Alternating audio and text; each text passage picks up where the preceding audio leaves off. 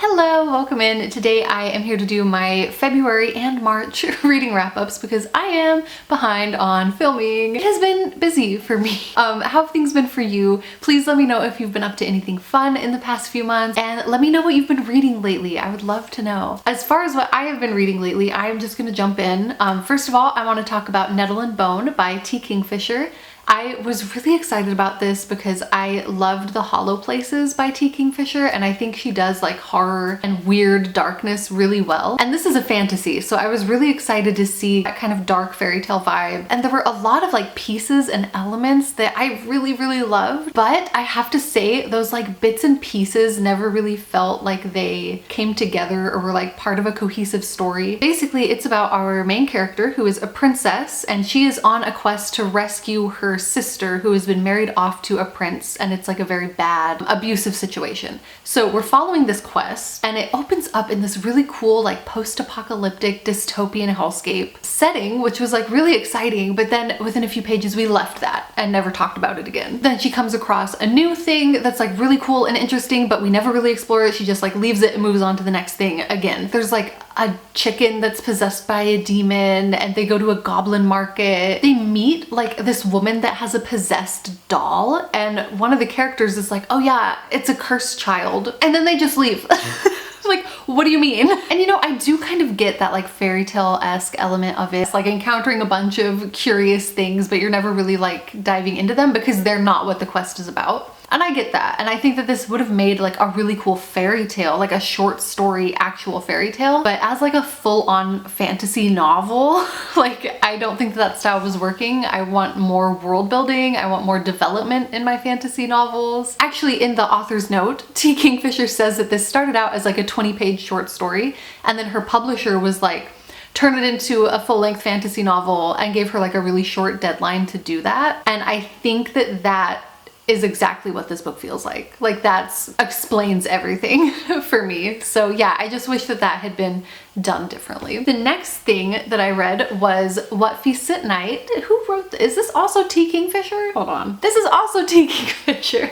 This is a sequel novella to What Moves the Dead, which was a Edgar Allan Poe Fall of the House of Usher retelling where our main character goes to visit their friend in their old crumbling mansion, and something really creepy is going on there. And in the second book, we follow them returning home, back to their own home estate and everything. And there's also something creepy happening there when they get back. So I really love these. Actually, these are so good. They're like weird and funny and quirky, but also really scary and like disturbing, and I really enjoy them. The next thing that I want to talk about is a Penguin Teen arc, so thank you Penguin Teen, for Heart Still Beating by Brooke Archer. This is a young adult post-zombie apocalypse story, which includes a sapphic romance between a girl and her former best friend who had been turned into a zombie and has now been kind of cured and is trying to reintegrate and like rehabilitate back into normal life. Now, I love zombie stuff, but like honestly, I don't usually expect very much out of it. But this book was so good, and I feel like it did so much cool stuff. I thought it was so interesting and so like heartfelt to get to watch the cure play out, and like these cured zombies try to reintegrate into society. And there's so much tension there with like people who are, you know, happy to have their loved ones back or happy to see like a hope for humanity in the cure, but also there's a lot of pain to deal with, a lot of resentment towards these zombies who caused a lot of pain for the world when they were zombies, and there's a lot of people that don't want to forgive them or welcome them back into society. And there's also a lot of fear about whether or not the cure is safe or reliable. I really liked the politics of that kind of social rebuilding and everything, and I think that there was a good balance between those kind of explorations, the kind of emotional side of things, and like the action and horror of a zombie situation. I thought that was really cool, and I think that this book was really well done. Also recently read My Roommate is a Vampire, which is just a cute little romantic comedy about a girl who moves in with a new roommate that she found on Craigslist. And it turns out that he's a vampire, but he's been asleep for like 200 years or something, and he doesn't know anything about modern society, so he asks her to teach him to like blend in. And I thought this was so cute and so funny. It's not like the romance moved very fast. The stakes and obstacles were like very superficial and not very high at all, but I think that that was kind of cozy, just like a silly cute time. And I really enjoyed it. I thought it was fun. Okay, the next thing that I read, I actually listened to on audio on Librofm. If you're interested in Librofm, there is a link down below. It is my favorite audiobook platform because your audiobook purchases support local and indie bookstores of your choice. The audiobook that I listened to was called Housewoman, and this is a thriller, and it's about a young Nigerian woman who is sent to the US in kind of an arranged marriage situation, and she gets there and things are not really what they seem, and it definitely enters into this kind of thriller territory. There's a lot of just like, I would say gothic elements, like grotesque elements. There's a lot of body, I wouldn't even say body horror, I would say like body disgust. And it honestly just gets really like weird and disturbing. I have seen some reviews say that the way it all plays out, it kind of enforces negative Nigerian stereotypes, which I could definitely see. I think that the overall listening experience, like it was a very gripping and very intense and disturbing story, but I also was like not super sure about where it went and why it was going there and stuff like that. So overall, a really interesting read. And I do think that the audiobook was done really well. The narrator had such a beautiful voice. Like I loved listening to it, even though the content itself was like really disturbing. The next thing that I want to talk about is Women Who Run with the Wolves. This is, I guess it's kind of an academic text. Basically, she is exploring myths and stories of the wild woman archetype. So she's going through fairy tale and folklore from different cultures and kind of exploring that archetype in a psychoanalytical way, and kind of what these stories say about like the inner psychology and the inner workings of women's minds, right?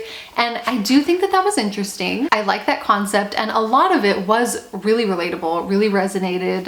You know, the experience of being a woman in the world. There was some stuff that bothered me. First of all, I was definitely on the lookout for like gender essentialism in here. We're discussing womanhood, right? And like woman psychology. And I will say it kind of avoided it a little bit with some stuff about how womanhood is like transformative in nature and all women are different and blah, blah, blah. But there was also a lot of like, every woman has in her soul a creative force and a drive to do this, and all women are like this. And actually, women have great intuition because it's located in their ovaries.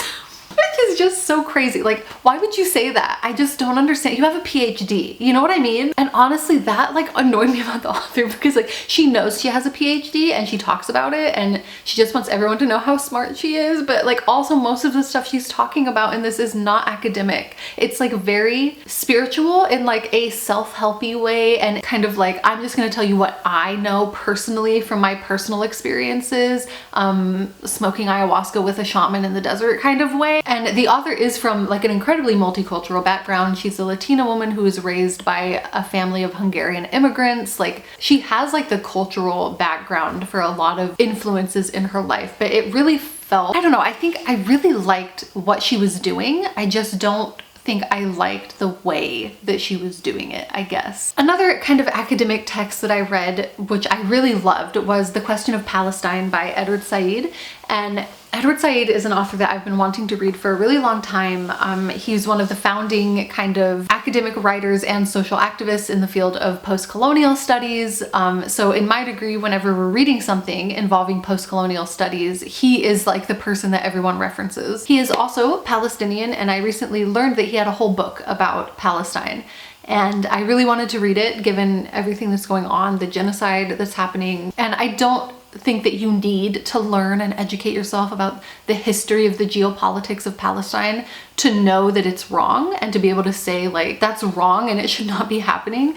But I think it is also really important and really helpful to understand how this whole situation came to be. And this book, it was written in the 70s or 80s, so the information is a little bit outdated in that sense, but like as far as the history of this all, I don't think that that matters. And I think actually it might even be a little bit better because you get this perspective that is closer to the time that these historical events were happening, right? I do think that he kind of portrays the level of injustice and the level of atrocity that has been committed against Palestine since the beginning very well. Like I came out of this just being like, okay, I knew it was fucked up, but he really outlines just how fucked up it is and has always been from its beginning. And that was the intention of it from the beginning. Even before these nations existed in the way that they do today, this was always the intention, and it was always this fucked up. Yeah, I learned so much from this book. It was so informational and so educational, but also read in a very accessible way. I think a lot of academics write in a way that normal people can't fucking read and can't understand. And I praise Edward Said for writing this in a way that I could recommend this to a friend, right? I think that that's so important and so wonderful, and I loved this. And I also watched a documentary that he made about him and his son returning to Palestine and making a documentary, I think in like the 90s, about what was going on, which was really sad because he's like visiting places that he grew up as a child and then had to leave, and now he has no right, like his own homeland, he's not allowed to like go back and live in anymore. So yeah, I loved the book. I loved the documentary. They taught me a lot, and I would definitely recommend them if anyone else is interested in learning about the history. And then to finish off this video, I want to just talk about some rereads that I did the last couple months. First of all, I reread the last book in the Uglies series by Scott Westerfeld. This is called Extras. I absolutely love the Uglies series. I am so ride or die for these books, even still today. This is like an OG YA dystopian series from the early 2000s. And the first 3 books follow a young girl named Tally Youngblood, who is an icon. I love her. I want to be her. I want her to be my president. Like, she is to this day one of my most favorite, most iconic characters that I've ever read about. Yeah, the first 3 books are about her, like, navigating the new dystopian society that she has grown up in, where when everyone turns 16, they get to have a plastic surgery. So everyone gets to look exactly how they want. They move to the city where they just get to party and drink champagne and have fun all the time. And then when they want to have a family, then they settle down in like the suburb. And again, you don't have to think about anything. And the first 3 books follow that society and Tally Youngblood, my hero. And it's very obviously like what used to be America. And then this book, the 4th book, follows a completely different storyline in a different city in Asia. I want to say it's probably Tokyo, where they have like this whole social media system that their society is like reputation and social merit. So you can either get by on like good citizen points for doing, you know, good things, or you get by on like popularity, reputation, celebrity points. And while I do think that's really interesting and a great expansion to the world, and I love getting to see more of like other cities and how they developed in the new dystopian society, it's not Tally Youngblood anymore. You know what I mean? It's like not, it's a different story with different characters, and I wish that like instead of just being one book tacked on to the end, maybe we could have given these characters and this city their whole own story and series. I would read that. I would really love that. Anyways, then I also reread the first 2 books in the Diviners series as a buddy read with Ali and Starzy. This is just as good as the first time I read it. It's so, actually I think I appreciate it even more this time around. Basically this is a historical fiction, supernatural fantasy horror situation. Like, it's set in the 20s, and it's about a group of people called diviners who have some sort of like psychic or supernatural power, which is good because there's a lot of creepy supernatural stuff happening in New York City that they need to help take care of. The first time I read this series, I was in love with it because of the characters. They're so good and fleshed out and lovable, and they all have these amazing backstories and personality traits, and it's just really incredible character building, and the vibes, the glitz and glam of it all, mixed with obviously the very bad, grittier things that are happening in the 1920s. And this time that I reread this series, I actually appreciated that historical setting so much more because I realized how detailed and how thought out and how in-depth it really is. Like, the attention to detail that Libba Bray has in these books for the historical setting is so good. And I'm not saying it's like completely historically accurate or anything like that. The things that I do know about the 20s and like things that were going on politically, economically, pop culture, legal proceedings that were happening during this time period, philosophers that were getting popular during this time period, they're all worked into the story either as just like these little throwaway details that don't matter at all. 2, on the other end of the spectrum, a lot of these things are really heavily built into the plot of the story. I truly enjoy every moment that I spend reading this book series, and this reread is just making me love it even more. So that is everything that I read in February and and March. I hope that you enjoyed this video as late as it is. Again, March was just a really busy month for me. Let me know what you've been up to. I would love to know what you've been doing, what you've been reading. If you've read any of these, I'd love to know what you thought about them. And yeah, thank you so much for watching. I hope that you enjoyed it, and I hope that I get to talk to you soon. Bye!